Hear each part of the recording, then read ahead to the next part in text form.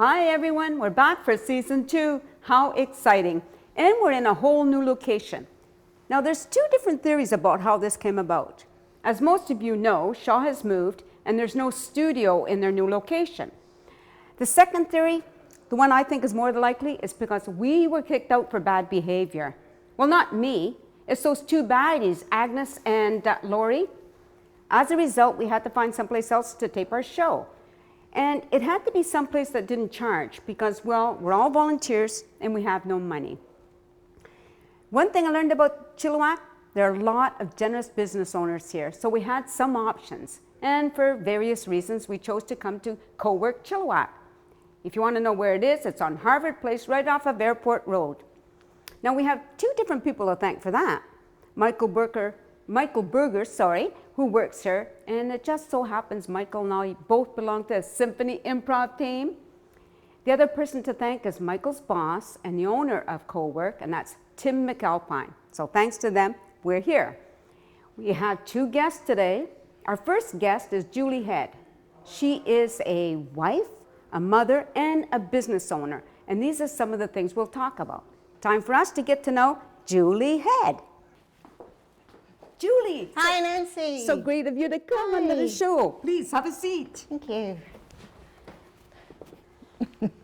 So, Julie, I detect an accent. As you all know, I have a really good ear for accents. Jamaican, right, Mom? Close. No, I'm from England. From England. Okay, Yeah. so you're in your garden in England. Okay. Sipping your tea. Okay. You're looking at your roses, and then all of a sudden you get this dream of moving to Canada. Mm-hmm. What does that look like? Yeah, we came to Canada in, what year was it now? 1995. It was actually my husband's idea. Okay. He always had this childhood dream of moving to Canada. Mm-hmm. And we came to Canada with a view of running a nursery. So that's what we did. Now, you also in your bio, it said that you did accounting too, or working at an accounting firm. Yeah, I also was working for a firm of accountants. That's before I went to the driving school. So that was my background. Yeah. Okay, so accounting, driving school, nursery. That's right. That's quite a jump there. Yeah. Yeah, I like to sort of jump around in what I do, try different things. So when you came to Canada, where'd you land? Well, we started off in Abbotsford and we were there for 4 years. But we wanted to start a nursery and we lived atop of a hill with the it was like this. So we moved to Chilliwack where the land was nice and flat and fertile. Okay, so now it was you and your husband, just you and your husband, or do you have children? And Sophie. We had Sophie when we moved to Canada. Okay. And we've since had a second daughter, Lauren. How old was Sophie when you came here? She was actually 4, just 4. Oh. 4 years old. She wouldn't realize the difference or have any trouble fitting in, obviously, right? Well, Sophie actually did have trouble fitting in because she had an English accent. Oh, okay. And the other children at school wouldn't speak to her because she had a funny accent. So she lost her accent very fast. So she could fit in. Oh yeah, just thinking, wonder where she got that accent from. I don't know. So when you came here, what were your first impressions overall? Well, actually, when we first moved here, we moved in October and it rained for the whole of October. And I thought, is this what happens in Canada? It rains all the time. But then, of course, the weather changed and it was just very open. I don't know, the pace is slower over here. But people drive slower, more relaxed. Right. Just everything's on a more relaxed basis. But the rain, you should have been used to that, right? Yes, I know. You think of England as being raining, but I think actually we have more rain in BC than England does. Oh, okay. Yeah. Do you have family still in England? Yes, all our family's in England. And do you go back and visit often? Occasionally. Would you ever move back? No. No? All right. No, I like Canada too much. Okay. So, all right, so I'm just thinking of all the things you've done now. Just, you come here and then you open up a B&B, which is, again, totally different from anything you were doing in England. Yes. And then you decide to give up that business for whatever reason? Is there a reason why? You just... Because our goal was to start and run a nursery. Mm-hmm. And so that was just a stepping stone. Stephen was working in a nursery in Abbotsford. And then we moved to Chilliwack to actually start our own nursery. Okay, what kind of nursery? What exactly do you have? That we have? Yes. We have a herb nursery. Okay. And we grow over 100 different types of herbs. And who do you sell them to? Like, could I walk in there and buy? Okay, thanks a lot. No, sorry, Nancy. No.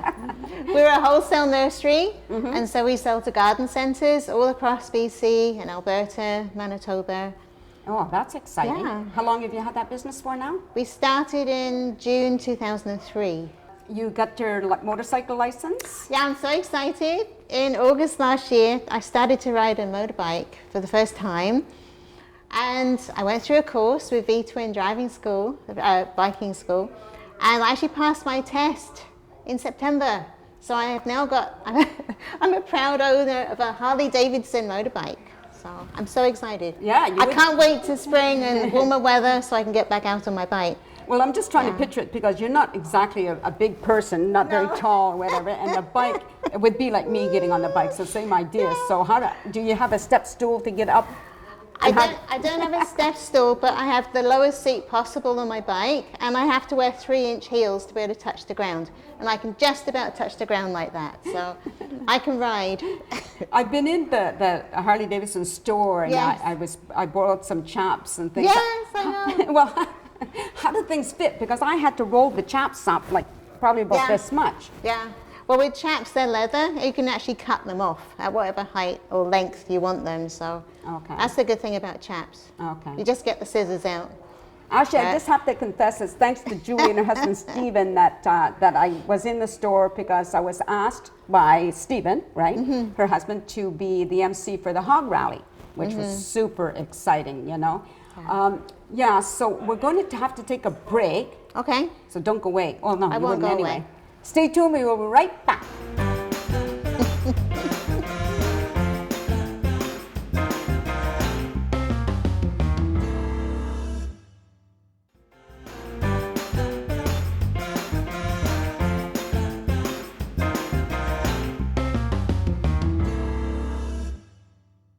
We're back with Julie Head. She brought some of her herbs today, and she's going to be planting them and explaining what they are as she goes along, right, Julie? That's right.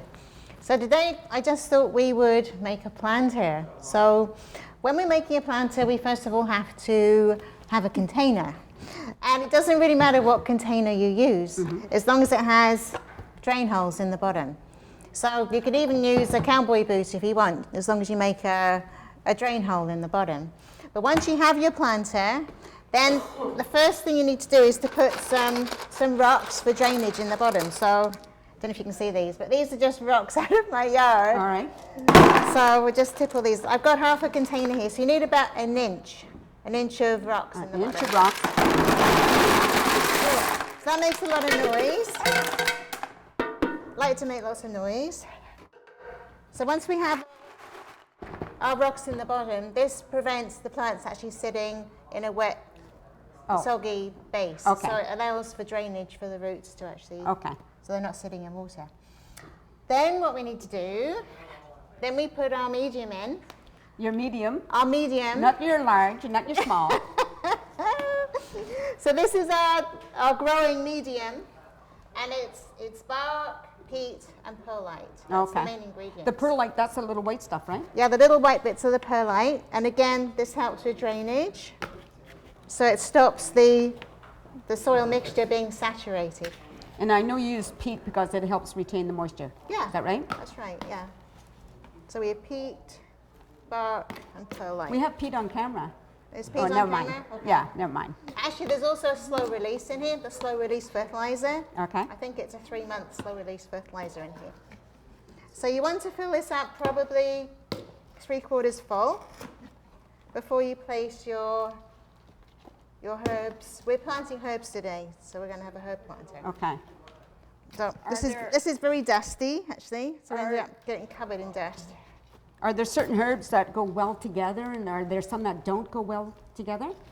When you're making a planter, it's good to know what herbs prefer drier conditions. Okay. And herbs that prefer to be moist. All right. So I have a variety of herbs here today. If you can. This one? You want this? If you can pass me that one, that's good. Okay. All right, so we'll start off with this one. This is golden lemon thyme, and this prefers slightly drier conditions. But these are our tags.